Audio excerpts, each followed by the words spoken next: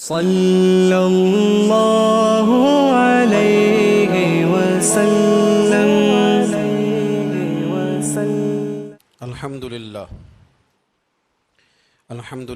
الذی ذی العزت والعلا والصلاة والسلام علی سید الانبیاء شمس الضحا بدر الدجا نور الہدا منبع الجود والعطا اما بعد اعوذ باللہ من الشیطان الرجیم بسم اللہ الرحمن الرحیم قل لا اسألکم علیہ اجرا الا المودۃ فی القربى صدق اللہ العظیم قال النبی صلی اللہ تعالی علیہ وسلم الحسن والحسین سید الشباب اہل الجنہ او کما قال النبی صلی اللہ تعالی علیہ وسلم آمنت باللہ صدق اللہ العظیم وصدق رسولہ النبی الکریم قال اللہ تبارک و تعالی فی القرآن المجید فی شان حبیبہ مخبرا وآمرا ان اللہ وملائکتہ یصلون علی النبی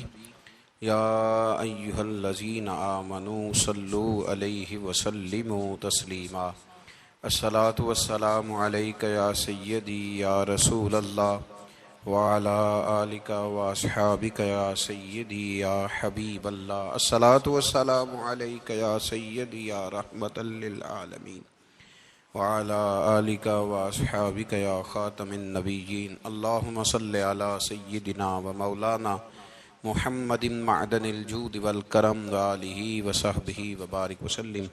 تمام تعریفیں حمد و ثنا اللہ تعالیٰ جل مجدہ الکریم کے لیے، زاں بعد درود و سلام نبی اکرم نور مجسم شفیع معظم احمد مجتبیٰ جناب حضرت محمد مصطفیٰ صلی اللہ تعالیٰ علیہ وسلم کی ذات والا صفات کے لیے حمد و صلات کے بعد حضرت عبداللہ ابن عباس رضی اللہ تعالیٰ عنہ ارشاد فرماتے ہیں، نبی کریم صلی اللہ تعالیٰ علیہ وسلم کے کچھ صحابہ نے اس بات کو محسوس فرمایا کہ نبی کریم علیہ السلام کے اخراجات بہت زیادہ ہیں، کثیر تعداد میں مہمانوں کا آنا جانا رہتا ہے، بہت سارے لوگوں کی مہمان نوازی اللہ کے محبوب کے ذمہ کرم پر ہے، اور اس کے برعکس صورتحال یہ ہے کہ سرکار کے بظاہر جو آمدن کے ذرائع ہیں وہ بہت کم ہیں۔ اس بات کو محسوس کر کے صحابہ کرام علیہم رضوان نے از خود ایک پروگرام ترتیب دیا کہ ہم ہر مہینے کچھ نذرانہ جمع کریں گے اور نبی کریم علیہ السلام کی بارگاہ میں پیش کریں گے اور عرض گزار ہوں گے کہ یا رسول اللہ صلی اللہ علیہ وسلم، آپ نے جو ہم پر احسانات کیے ہیں ان کا بدلہ تو نہیں چکا سکتے، پر چلو یہ تھوڑی سی خدمت ہے اگر ہماری قبول ہو جائے۔ صحابہ نے جب وہ نذرانہ جمع کیا تو اب ماحول یہ بنا کہ جمع تو کر لیا ہے تو اتنی جرت کون کرے گا کہ سرکار کی بارگاہ میں جا کے عرض کرے۔ طے یہ پایا کہ حضور علیہ السلام کے چچا محترم حضرت عباس رضی اللہ تعالیٰ عنہ سے یہ گزارش کی جائے کہ وہ عرض کریں کہ یا رسول اللہ صلی اللہ علیہ وسلم، ہم سے یہ نذرانہ قبول کر لیا جائے تاکہ آپ کے جو روزمرہ کے معاملات ہیں، جو گھر کے اخراجات ہیں، وہ اس کے ذریعے سے کچھ نہ کچھ ہماری خدمت اس میں شامل ہو جائے۔ حبیب لبیب سید عالم صلی اللہ علیہ وسلم کی عالی مرتبت خدمت میں حضرت عباس نے جب وہ نذرانہ پیش کیا اور صحابہ کرام علیہم رضوان کی اس خواہش کا اظہار کیا اور بڑے درد مندانہ انداز میں عرض کیا کہ یا رسول اللہ، آپ کا وہ کاشانہ نور ہے کہ جو بھی آتا ہے وہ جھولی بھر کے ہی جاتا ہے، ہر ایک کو ملتا ہے، لیکن یا رسول اللہ ظاہراً کوئی ذرائع ہمیں نظر نہیں آتے، دل کرتا ہے کہ ہم خالصتاً آپ کی کچھ خدمت کر سکیں۔ تو حضور کچھ جواب دینے ہی والے تھے کہ اللہ تعالیٰ نے قرآن مجید نازل فرما دیا، کہا محبوب کل ان سے فرما دیجئے لا اسألکم علیہ اجرا۔ گویا طائف میں پتھر کھانے سے لے کر احد میں دانت شہید کرانے تک میں نے تمہارے لیے بڑا کچھ کیا ہے، پر میں تم سے کوئی اجر نہیں مانگتا۔ میں نے تمہارے لیے بڑا کچھ سہا ہے، پر میں تم سے کوئی سوال نہیں کرتا، ہاں اگر کچھ کرنا ہے نا تو الا المودۃ فی القربی، میرے جو قریبی ہیں نا ان سے پیار کرتے رہنا، ان سے پیار کرنا۔ یا رسول اللہ وہ کون ہے؟ تو نبی پاک نے فرمایا علی، فاطمہ اور ان دونوں کی اولاد، ان سے پیار کرتے رہنا۔ لا اسألکم علیہ اجرا، میں تم سے کوئی اجر نہیں مانگتا، پر یہ جو میرے قریبی ہیں نا، اصلاں نال جے نیکی کریے اور نسلاں تاک نہیں پول دے، تے بے اصلاں نال نیکی کریے تے پھول کنڈیاں نال تول دے، ان سے پیار کرنا۔ میرے رسول کریم علیہ السلام نے نا اپنی اہل بیت کو ہمارے لیے نمونہ بنا کے چھوڑا ہے۔ ان کی محبت ضروریات دین کا حصہ ہے۔ ایک شخص بالغ ہونے سے لے کر انتقال تک کوئی نماز قضا نہ کرے، ہر سال زکوٰۃ دے اور ہر سال حج کرے، حقوق العباد کا ایک ذرہ بھی ضائع نہ کرے، لیکن مر جائے اہل بیت کے بغض پر، تو وہ جنت میں نہیں جائے گا، وہ جہنم میں جائے گا۔ اس کی کوئی نماز، اس کی کوئی زکوٰۃ، اس کا کوئی حج اللہ کی بارگاہ میں قبول نہیں۔ لیکن کمزوریاں رہ جائیں، کوشش کرتا رہے، کمزوریاں رہ جائیں، پر حسنین کریمین سے پیار کرتا جائے، ان کی ماں سے، ان کے والد سے محبت کرتا جائے، تو میرے محبوب نے فرمایا مم مات علی حب آل محمدن مات شہیدا، جو آل محمد کی محبت میں دنیا سے گیا وہ سادہ نہیں گیا، وہ تو شہادت کی موت مرا ہے، تو شہید ہو کے دنیا سے گیا۔ اہل بیت کا اسوہ نور، ان کی محبت ضروریات میں سے ہے۔ رسول کریم علیہ السلام نے فرمایا، جامع ترمذی میں موجود ہے، فرمایا میں جا رہا ہوں پر تمہیں دو بڑی بھاری بڑی وزنی چیزیں دے کے جا رہا ہوں، صحیح ستہ کی روایت، دو وزنی چیزیں تمہارے بیچ چھوڑ کے جا رہا ہوں، اگر ان کو تھام کے رہو گے تو کبھی گمراہی تمہارے پاس نہیں آئے گی۔ یا رسول اللہ وہ کون کون سی؟ فرمایا ایک اللہ کی کتاب دے کے جا رہا ہوں اور دوسرا اپنا خاندان دے کے جا رہا ہوں۔ اگر اہل بیت نبوت کو تھامے رہو گے، ہمارے بزرگوں نے لکھا ہے کہ یہ جو حضور نے کتاب اللہ اور پھر اپنی اہل بیت کا تذکرہ فرمایا، تو اس کا مطلب یہ ہے کہ تھیوری دیکھنی ہوئی تو قرآن دیکھنا، اور پریکٹیکل دیکھنا ہوا تو علی اور فاطمہ کو دیکھنا، حسن اور حسین کو دیکھنا، ان کو دیکھنا۔ نبی کریم علیہ الصلاۃ والسلام کے اہل بیت مینارہ نور ہیں، ان کی محبت، ان کا پیار کیوں بھلا؟ اس لیے کہ یہ وہ خوبصورت لوگ ہیں جن کو خود میرے نبی پاک نے تراشا ہے۔ ان کی سیرت میں جتنے رنگ ہیں وہ رسول کریم نے خود بھرے ہیں۔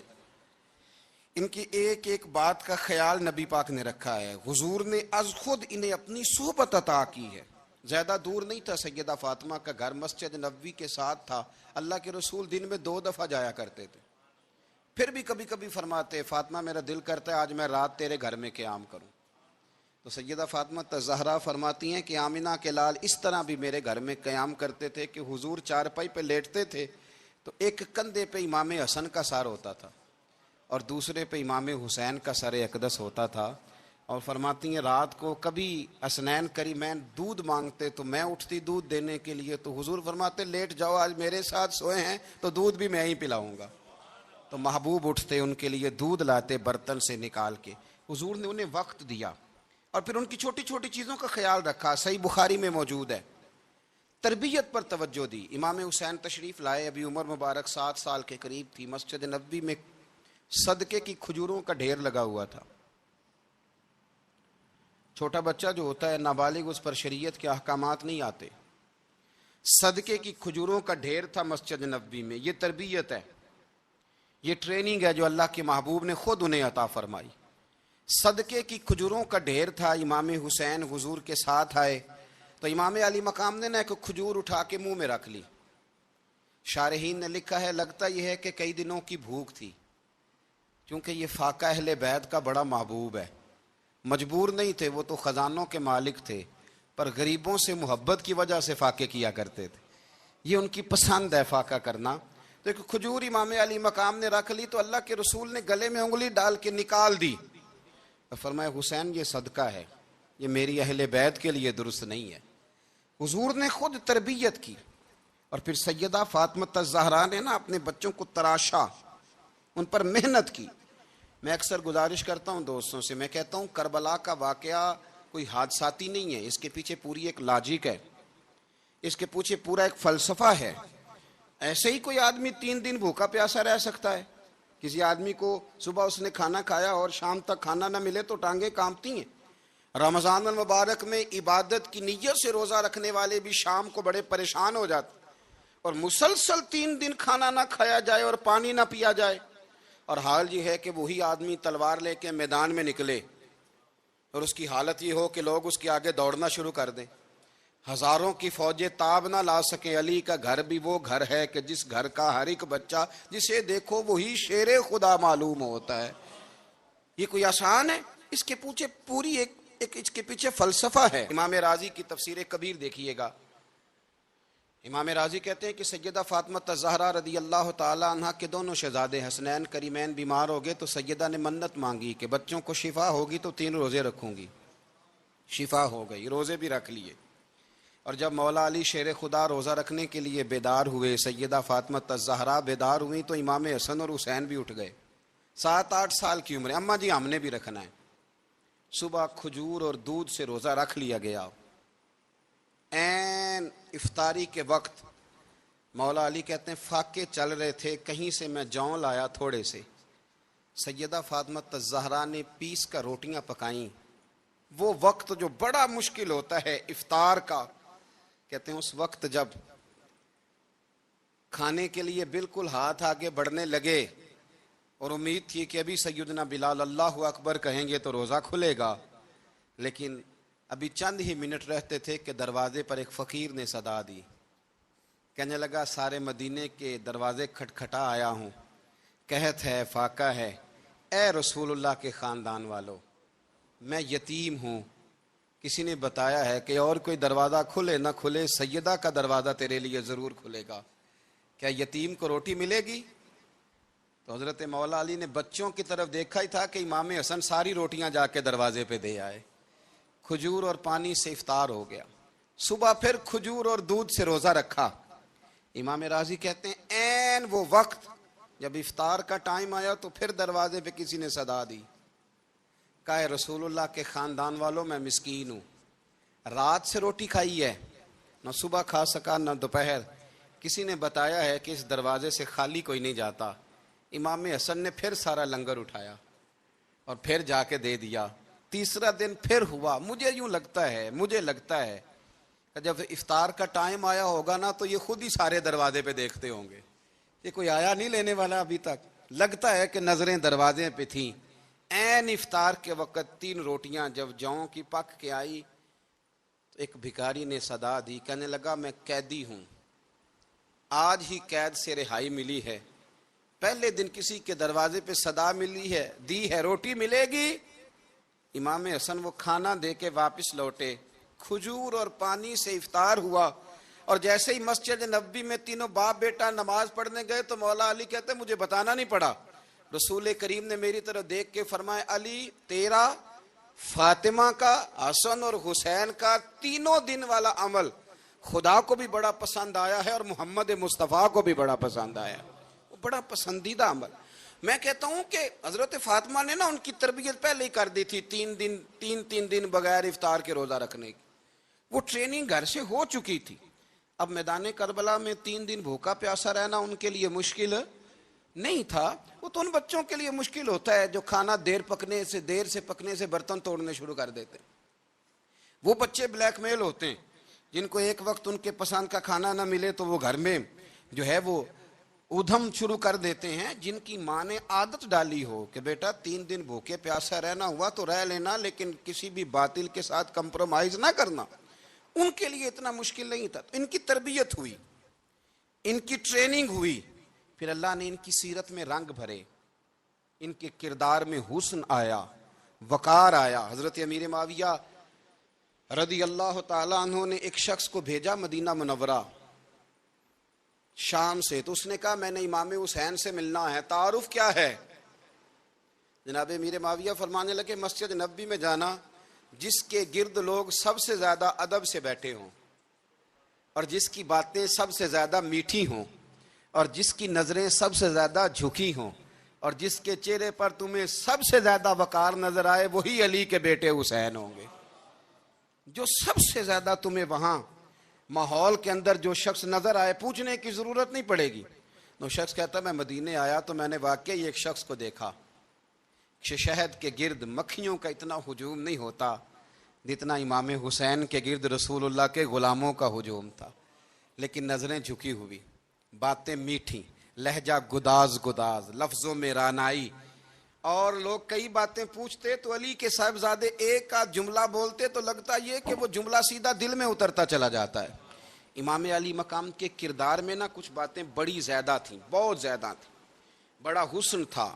ایک بات تو یہ تھی امام حسین رضی اللہ تعالیٰ عنہ کا علم و فضل بڑا کمال کا تھا.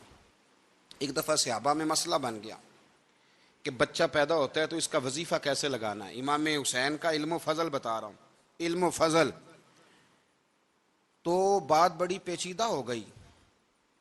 حضرت عبداللہ ابن زبیر کے پاس لوگ آئے، کہنے لگے کہ آپ بڑے صاحب علم و فضل ہیں، آپ نے حضور علیہ الصلوۃ والسلام کے ساتھ وقت گزارا ہے، تو مسئلے کو حل کریں کہ بچہ پیدا ہونے کے بعد حکومت اگر وظیفہ لگائے گی تو کب لگائے گی. جب بحث طول پکڑ گئی، مسئلہ حل نہیں ہوتا تھا، تو حضرت عبداللہ ابن زبیر کہنے لگے ہم سے نہیں حل ہوگا. ایک بندہ ہے جس کے سینے میں رسول اللہ صلی اللہ تعالی علیہ وسلم کے نور نبوت کا فیضان ہے، وہ یہ مسئلہ حل کریں گے. تو کہا وہ کون سے؟ آپ فرمانے لگے جب ہم سے مسائل حل نہیں ہوتے تو ہم ان کے علم سے فائدہ اٹھاتے ہیں. کہا کون ہے؟ کہا جناب امام حسین. تو لوگ حضرت امام حسین کے پاس گئے کہ حضرت یہ ایک مسئلہ الجھ گیا ہے کہ بچہ پیدا ہو تو وظیفہ کب لگانا ہے. فرمایا الجھنے والی بات ہی کوئی نہیں. پیدا ہونے کے بعد جب وہ پہلی دفعہ آواز نکالے تو اس کا وظیفہ لگا دو. اس کا مطلب یہ ہے کہ وہ دنیا میں آ گیا ہے، اس نے اپنے آنے کا اظہار کر دیا ہے، اعلان کر دیا ہے، اب اس کا وظیفہ لگا دو. تو اس پر پھر صحابہ کا اتفاق ہو گیا. امام حسین کے علم سے، فضل سے لوگ فیض اٹھاتے تھے. پھر اس کے ساتھ ساتھ امام حسین کا ذوق عبادت بڑا شاندار تھا، بڑا زبردست ذوق. علامہ جوزی نے لکھا ہے وکان الحسین رضی اللہ تعالی عنہ فاضلا کثیر الصوم والصلاۃ والحج والصدقۃ وافعال الخیر جمیعا. آپ فرماتے ہیں کہ امام حسین زیادہ نمازیں پڑھنے والے تھے، کثرت سے سجدے کرنے والے، کثرت سے روزے رکھنے والے، زیادہ حج کرنے والے، اور امام حسین صدقہ دینے والے اور نیکی کے کاموں میں شدت کرنے والے تھے. امام حسین کا جو ذوق عبادت تھا وہ اتنا شاندار تھا کہ آپ فرض نماز کے علاوہ روزانہ 100 رکعت نماز نفل ادا فرمایا کرتے. اور امام حسین فرماتے زندگی میں کبھی ایسا نہیں ہوا کہ 3 دن گزر گئے ہیں اور حسین کا قرآن پاک ختم نہ ہوا ہو. 25 حج کیے امام حسین نے مدینہ منورہ سے مکہ مکرمہ پیدل جا کے، 25 حج. اب تو نسبت والے لوگوں کو عبادت کی ضرورت نہیں نا، الا ماشاءاللہ کہتے ہیں نسبت بڑی ہے. بھئی جن کی نسبت اتنی خاص تھی کہ حضور نے فرمایا یہ فاطمہ کے نہیں میرے بیٹے ہیں، ان کا تو حال یہ ہے کہ فرض کے علاوہ 100 نفل، 3 دن سے پہلے ختم قرآن پاک، 25 حج فرمائے. تو کس نسبت کی بات کرتا ہے؟ یہ نسبتیں تو ہیں جو انسان کو عبادت کے قریب کرتی ہیں. لوگوں نے معیار ہی بدل دیا ہے. حضرت سیدنا امام حسین کی شہادت کے بعد حضرت عبداللہ ابن زبیر رضی اللہ تعالیٰ عنہ نے قاتلان حسین سے خطاب کیا اور فرمانے لگے اللہ کی قسم تم نے اس شخص کو شہید کیا ہے جو راتوں کو لمبے لمبے قیام کرتا تھا، اور تم نے اس شخص کو شہید کیا ہے جس سے میں دن میں جب بھی ملتا تھا تو وہ روزے سے ہوتا تھا. تم نے اس شخص کو شہید کیا جو قائم اللیل تھا، صائم الدہر تھا، اس شخص کو تم نے شہید کیا. آپ کو پتہ ہے کہ میدان کربلا میں جب 9 محرم کو ابن سعد نے امام حسین سے کہا کہ جنگ کرو اگر یزید کی بیعت نہیں کرنی، تو امام حسین نے فرمایا ایک رات کی مہلت دے دو، ایک رات کی مہلت دے دو. حضرت امام زین العابدین کہتے ہیں میں نے اپنے والد گرامی سے عرض کی کہ ابا جی آپ جہاد سے دور جانے والے تو ہیں نہیں، آپ تو جہاد سے پیار کرنے والے، اور یہ بھی پتہ ہے مجھے کہ یہ جنگ اب ہو کے رہے گی، تو ایک رات کی مہلت لینے کا معنی کیا ہے؟ بھئی کل بھی لڑنا ہے اور رات بھی لڑنا ہے، تو ابا جی ایک رات کی مہلت. تو سیدنا امام حسین رضی اللہ تعالیٰ عنہ فرمانے لگے بیٹا رات کی مہلت اس لیے لی ہے کہ میں آج رات کھل کے اپنے رب کی عبادت کر لوں. میں استغفار کر لوں، میں لمبے سجدے کروں، اور کہا زین العابدین تو جانتا ہے نا کہ مجھے نماز سے، تلاوت سے، دعا سے اور استغفار سے بڑا پیار ہے۔ نماز سے مجھے پیار ہے، دعا سے مجھے پیار ہے، استغفار سے مجھے پیار ہے۔ فرمایا بیٹا میں نے اس لیے نہیں کہ میں چاہتا ہوں ایک رات اور دنیا میں رہوں۔ تو امام زین العابدین فرماتے ہیں امام علی مقام نے سجدے پہلے بھی بڑے کیے، پر 9-10 کی درمیانی رات جو ان کے سجدے تھے وہ میں نے کبھی نہیں دیکھے۔ فرماتے ہیں تیمم کے ساتھ وہ رات کی جو عبادتوں کا رنگ تھا وہ میں نے کبھی نہیں دیکھا۔ امام علی مقام کا عبادت کا ذوق تھا، شوق تھا، لذت تھی۔ آپ یقین کریں ایسے ایسے عجیب بہانے ہم لوگوں کہتے ہیں میرا نماز میں دل نہیں لگتا، تو میں کہتا ہوں تیرا گپ شپ میں کس طرح لگتا ہے، تیرا موبائل پہ کیسے لگتا ہے بھائی؟ یہ تو بھائی ذوق کی بات ہے۔ امام حسین کہتے ہیں مجھے قرآن پاک سے پیار ہے، مجھے تلاوت سے پیار ہے، مجھے دعا سے پیار ہے، مجھے استغفار سے پیار۔ بھائی جس کو جس چیز سے پیار ہوگا دل لگ جائے گا۔ ہم نے کبھی پیار کیا ہی نہیں اس سے، جن چیزوں سے پیار ہے وہاں دل لگ جاتا ہے۔ یہ ایک بہانہ ہے، ورنہ کثرت سے عبادت کرنا، ذوق پیدا کرنا، یہ تو اہل اللہ کا طریقہ ہے۔ والذین یبیتون لربہم سجدا وقیاما، رب کے بندوں کی علامت یہ ہے کہ وہ راتیں سجدے اور قیام میں گزار دیتے ہیں۔ تو امام حسین کی سیرت کا کمال ہے کہ ذوق عبادت رکھتے تھے۔ دوسری بات جو امام علی مقام کی سیرت میں بڑی شاندار ہے وہ یہ ہے کہ سخی بڑے تھے۔ ایک قول سنانا ہے آپ کو امام حسین کا، اور خواہش میری یہ ہے کہ میرے حاضرین اور ناظرین اس قول کو رٹا لگا کے یاد کریں، اس قول کو انشاءاللہ۔ یہ قول جو امام حسین کا ہے نا جی، یہ جس دن مجھے ملا تھا نا تو میں نے بھی رٹا لگا کے یاد کیا تھا، اور میرے پاس جتنی ڈائریاں ہیں شاید میں نے سب میں لکھا ہے۔ امام علی مقام رضی اللہ تعالیٰ عنہ فرماتے تھے اللہ کی رضا کے لیے کسی شخص کی ایک حاجت پوری کر دینا 1 مہینہ مسجد میں اعتکاف کرنے سے زیادہ درجہ رکھتا ہے۔ ایک بندے کی ایک حاجت پوری کر دینا 1 مہینہ پورا مسجد میں اعتکاف کرنے سے زیادہ درجہ رکھتا ہے۔ خدا کے بندے تو ہیں ہزاروں اور بنوں میں پھرتے ہیں مارے مارے، میں اس کا بندہ بنوں گا جس کو خدا کے بندوں سے پیار ہوگا۔ کسی بندے کی ایک حاجت پوری کرنا 1 مہینہ اعتکاف میں بیٹھنے سے زیادہ افضل ہے۔ اسی لیے تو میرے حبیب کریم علیہ السلام نے فرمایا تو رب کے بندوں کی حاجتیں پوری کرنے میں لگ جا، رب تیری حاجتیں پوری فرما دے گا۔ تو امام علی مقام فرماتے تھے ایک حاجت کسی کی پوری کرو۔ حضرت جناب سیدہ زینب بنت ابی رافع کہتی ہیں کہ سیدہ فاطمہ الزہرا نا ایک دن اپنے دونوں شہزادوں کو لے کے، جب حضور کی طبیعت مبارک بظاہر علیل تھی جس میں حضور کا وصال ہوا، دونوں شہزادے لے کے سیدہ فاطمہ نبی کریم کی بارگاہ میں گئیں، کہنے لگی یا رسول اللہ میرے بچوں کو کچھ دیجئے۔ سیدہ پاک تو حضور اٹھ کے بیٹھ گئے، اس کندھے سے امام حسن کو لگایا اور اس سے امام حسین کو لگایا اور فرمایا فاطمہ یہ جو میرا حسن ہے نا اس کو میں اپنی ہیبت اور سرداری دیتا ہوں، اور فرمایا یہ جو میرا حسین ہے نا حسین کو میں اپنی جرت اور سخاوت دیتا ہوں، میرا حسین جرت مند ہوگا اور سخی ہوگا۔ داتا گانج بخش علی حجویری، امام الاولیاء، سید الاصفیاء، داتا صاحب کشف المعجوب میں فرماتے ہیں ایک دن نا امام حسین کے پاس ایک شخص آیا بڑی دور سے کچھ مانگنے کا، حضور کچھ دیجئے۔ وہ شخص کہتا ہے کہ میرا ظرف یہ تھا کہ 4-5 دینار ملیں گے۔ تو امام حسین فرمانے لگے تھوڑی دیر بیٹھ جا، رزق آ رہا ہے۔ تو امام حسین کو حکومت وقت کی طرف سے نا 5 تھیلیاں ملی جس میں ایک تھیلی میں 500 اشرفیاں تھیں، 5 تھیلیاں آئیں، لیکن اس کو آنے میں نا ذرا دیر ہو گئی۔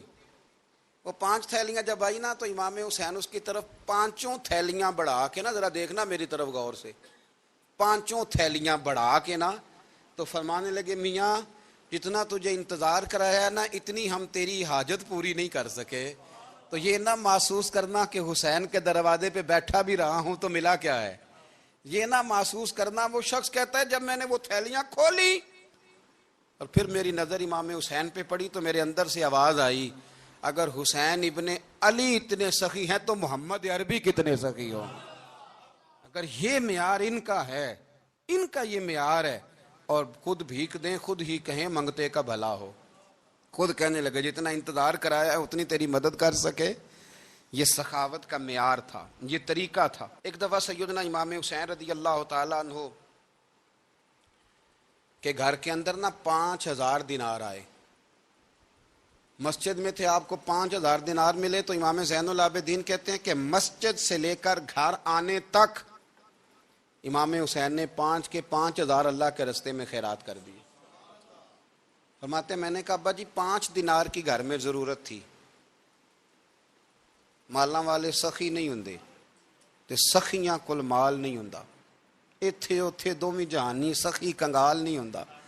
کہا ابا جی 5 دینار کی گھر میں ضرورت تھی، تو کہتے ہیں مجھے فرمانے لگے بیٹا یہ جن کو میں نے دیا ہے نا یہ گھر کے لیے ہی دیا ہے، یہ گھر کے لیے ہی دیا ہے، جن کو دیا ہے تمہارا کیا خیال ہے یہ باہر خرچ ہوا ہے؟ یہ گھر کے لیے ہی ہے۔ اس لیے کہ جب انسان دوسروں پر شفقت کرتا ہے تو اللہ اس کے گھر پہ رحمت فرماتا ہے۔ امام حسین کے مزاج میں پہلی بات میں نے ذوق عبادت کی عرض کی، دوسری بات عرض کر رہا ہوں کہ سخاوت حضرت اسامہ بن زید بڑے پیارے ہیں میرے نبی کریم کے، بڑے پیارے۔ حضرت اسامہ بن زید کے بارے میں سیدہ عائشہ صدیقہ فرماتی ہیں ان کے ناک سے اگر رینٹھ نکلتی تھی تو اللہ کے رسول اپنے دستے مبارک سے صاف کر دیتے تھے، اور سرکار فرماتے تھے کہ اگر اسامہ لڑکی ہوتا نا، ان کے غلام کے بیٹے تھے حضرت زید بن عامر، اگر یہ لڑکی ہوتا میں اسے زیور پہناتا۔ بڑے پیارے تھے، لیکن جب ان کا آخری وقت آیا نا تو 60,000 دینار کا قرضہ تھا۔ رشتہ داروں سے کہا، دوستوں سے کہا، یاروں سے کہا، پر قرض ادا نہیں ہو رہا تھا۔ حضرت اسامہ بن زید کہتے ہیں بڑا پریشان تھا۔ جب حد ہو گئی نا تو حضرت اسامہ بن زید فرمانے لگے جاؤ کوئی حسین ابن علی کو خبر کرو، ان سے کہو میں نا غلام ہوں آپ کے نانا کا، مقروض دنیا سے چلا گیا تو کیا بنے گا۔ امام حسین کو خبر ملی تو دوڑے آئے۔ لاجپال اس پیر کو نہیں کہتے جو تگڑا نذرانہ لے کے تو ماتھا چوم لے، لاجپال تو اس کو کہتے ہیں کہ جب ضرورت پڑے تو وہ سر پہ موجود ہو۔ حضرت سیدنا امام حسین تشریف لائے تو جناب اسامہ بن زید رو پڑے، کہنے لگے حضور میں نے نا غلامی کی ہے آپ کے نانا کی، اور اس غلامی پہ ناز ہے، اب 60,000 دینار کا قرضہ لے کے دنیا سے جاؤں گا تو میری قبر پہ بوجھ رہے گا۔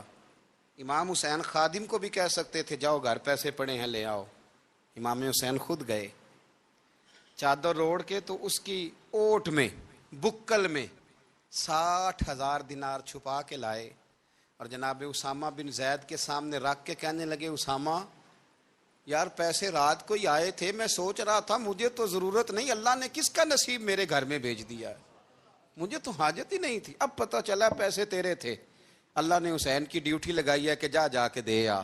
حضرت اسامہ بن زید رو پڑے، فرمانے لگے اللہ آپ کو بہترین صلہ عطا فرمائے۔ یہ معیار تھا۔ اور پھر تیسری بات یہ کہ دل کے بڑے صاف تھے، دل بدستاور کے حج اکبر است، از ہزاراں کعبہ یک دل بہتر است۔ شیخ سعدی کہتے ہیں کہ درویش کہتے ہیں کہ کسی کا دل رکھ لینا نا، دل راضی کر دینا، کعبے کا 1000 بار حج کرنے سے بہتر ہے۔ دل بدستاور کے حج اکبر است، کسی کا دل راضی کرنا حج اکبر ہے۔ امام بڑا ہی پیار کرتے تھے۔ گھوڑے پہ جا رہے تھے، کچھ فقیر غریب لوگ بیٹھ کے روٹی کھا رہے تھے، کھا کہاں رہے تھے؟ سڑک کے کنارے۔ تو امام زین العابدین فرماتے ہیں کہ جب امام حسین گزرے تو انہوں نے آواز دی حضور دل کرتا ہے ہمارے ساتھ بیٹھ کے روٹی کھائیں۔ کائنات کے مالک و مختار کے نواسے اور دنیا کے سب سے بڑے شہزادے گھوڑے سے اترے اور غریبوں کے ساتھ سڑک پہ بیٹھ گئے، روٹی کھانے لگے اور دیر تک کھاتے رہے، اور جب فارغ ہو گئے تو فرمانے لگے کھانے کی ضرورت بھی نہیں تھی، حاجت بھی نہیں تھی، پر تم نے آواز دی تو دل رکھنے کو بیٹھ گیا تھا، اگر اجازت دے تو چلا جاؤں۔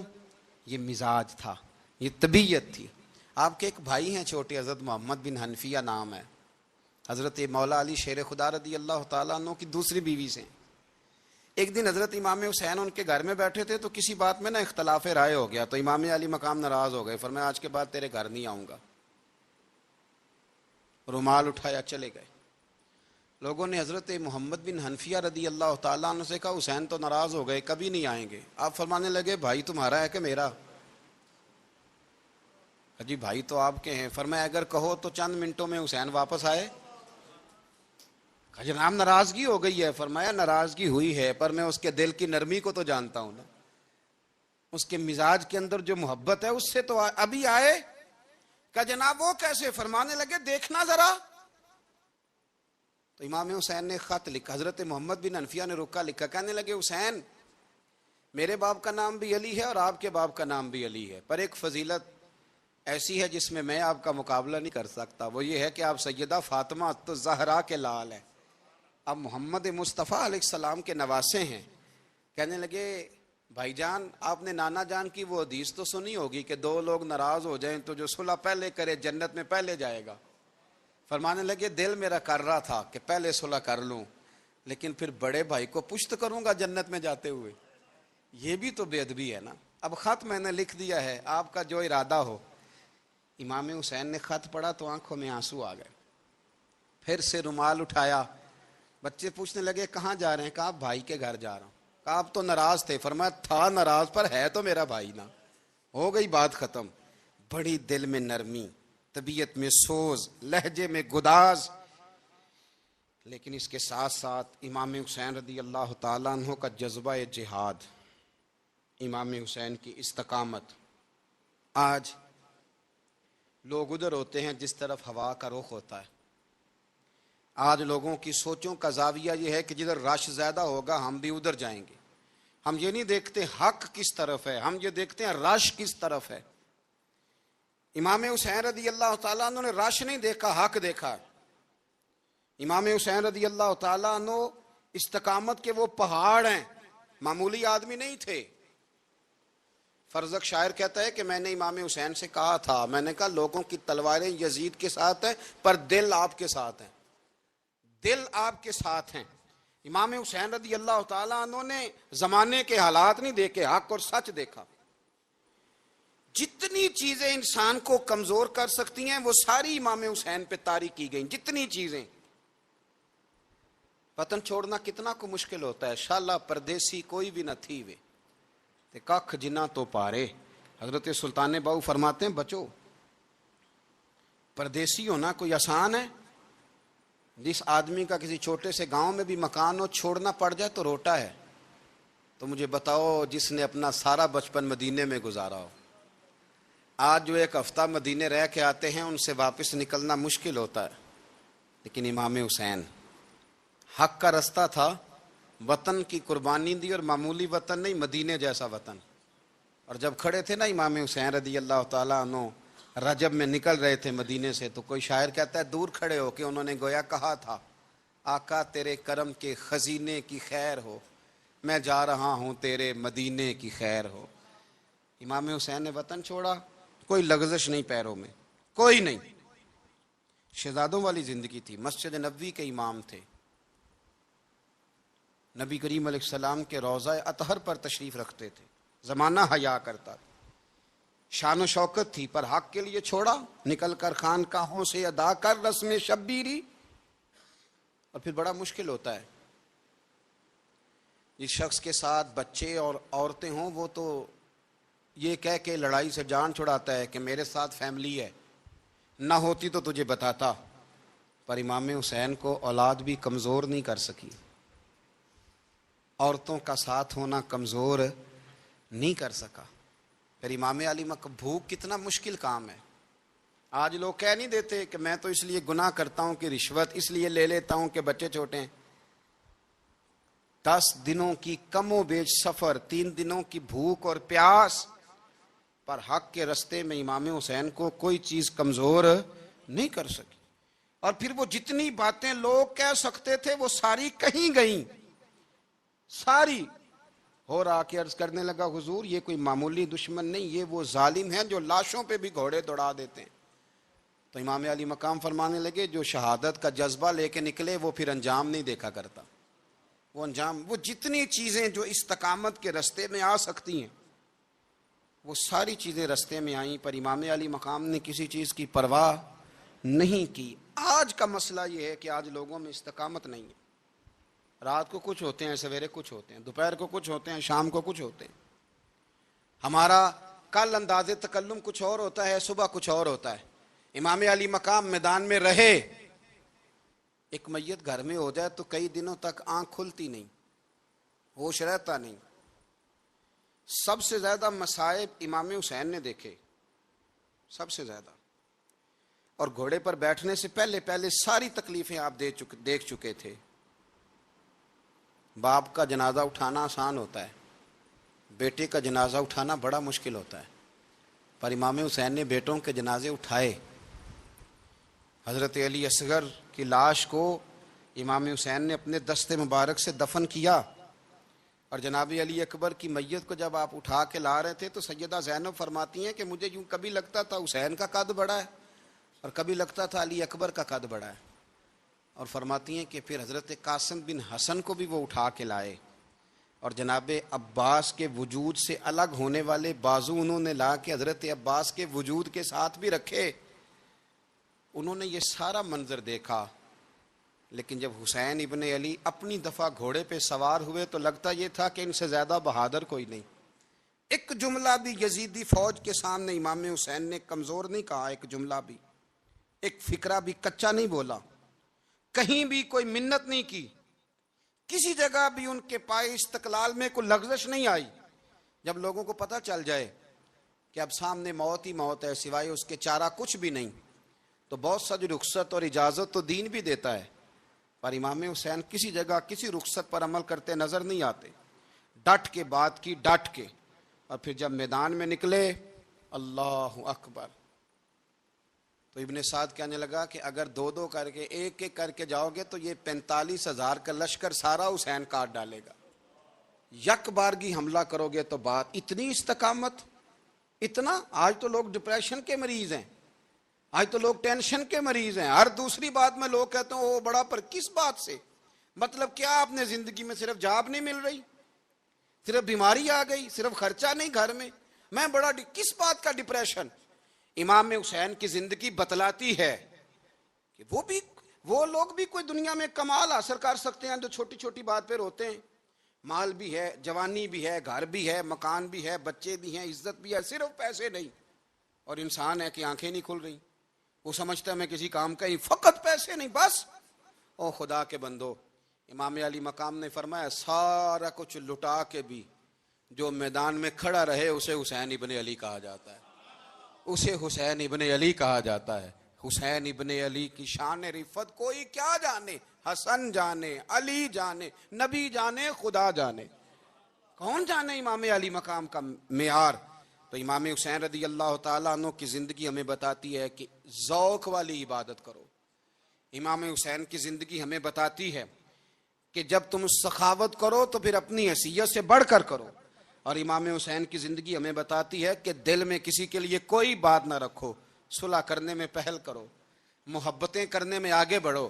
اور امام حسین کی زندگی ہمیں بتلاتی ہے کہ جب دنیا میں تم نے کچھ کرنا ہے تو پھر ڈٹنا بھی سیکھو، پھر کھڑے ہونا بھی سیکھو، یہ نہ دیکھو کہ حالات۔ امام حسین نے ایک دن بھی حکومت نہیں کی، یزید نے 4.5 سال کی، لیکن قیامت تک دلوں پہ حکومت امام حسین کی رہے گی، امام حسین کی رہے گی، اس لیے کہ ان میں استقامت تھی۔ امام حسین کے ساتھ اس وقت 72 لوگ تھے، لیکن آج کائنات کا ذرہ ذرہ امام حسین کے ساتھ ہے۔ اس کا مطلب ہے وقت لگتا ہے، نظریہ غالب آ ہی جایا کرتا ہے، تو استقامت والی زندگی گزاریں۔ اللہ تعالی ہمیں ان کے فیوز و برکات عطا فرمائے۔ آخر دعوانا ان الحمدللہ رب العالمین۔ رب کر دے بڈھے ہو گئے اتے ملا پنڈت سارے، رب دا کھوج کھرا نہ لبا اتے نہ کیتے بئی نظارے۔